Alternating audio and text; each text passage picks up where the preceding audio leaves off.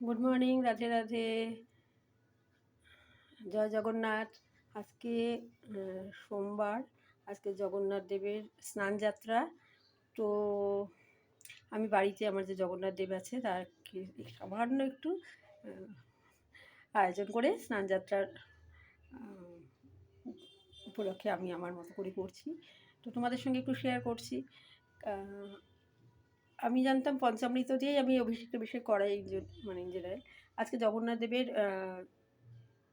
পুরী মন্দিরে আবির্ভাব তিথি, আজকের দিনে তৎকালীন মহারাজ ইন্দ্রদ্যুম্নের ইচ্ছায় প্রকাশিত আবির্ভূত হয়েছিলেন জগন্নাথ দেব পুরী ধামে।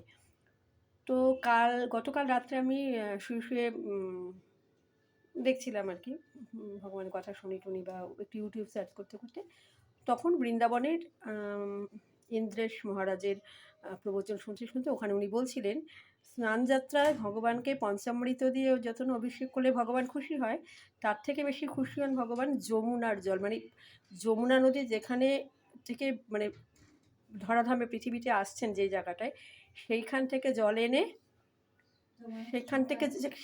জল এনে যমুনার জল দিয়ে পুরীধামে ভগবানকে জগন্নাথ দেবকে স্নান করানো হয়।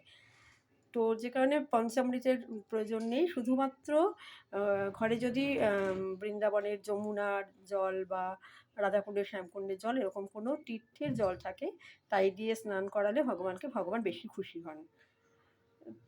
তো আমার তো বেশ মজাই হয়েছে, কেন আমার ঘরে রাধাকুণ্ড শ্যামকুণ্ডের জল, যমুনার জল, গঙ্গাসাগরের জল সবই আছে। তো আমি সেইগুলো দিয়েই আজকে ভগবানের স্নান করাবো। তো সেগুলো সামান্য আয়োজনে, যে এর মধ্যে সমস্ত আছে, সব জল মেশানো, গঙ্গার জল এবং এই যে সব রকম জল মেশানো আছে, তার মধ্যে চন্দন দিয়ে, তুলসী পাতা, ফুল দিয়ে, সুগন্ধি ফুল দিয়ে, আর এই দেখো এইখানে যে সুগন্ধি অয়েলগুলো ছিল বাড়িতে, মানে ভগবানকে দেওয়া মাখানো হয়, তো সেইগুলো তুলসী পাতা, জলের মধ্যে এমনি দেওয়া যাবে না বলে তুলসী পাতার মধ্যে রগড়ে নিয়ে তারপর এর মধ্যে দিয়ে দিয়েছি।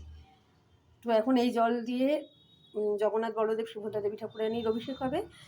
আর যেহেতু আজকে সোমবার, দেবাদিদেব ভোলানাথের দুধ দিয়ে এখানে হবে। আর ভগবানকে, মহাদেবকে এই জল শঙ্খের জল দেওয়া যায় না, তার জন্য তামার পাত্রে দেওয়া হবে। আর ভগবানের অভিষেকের জন্য এই জল শঙ্খ দিয়েই জল দেবো।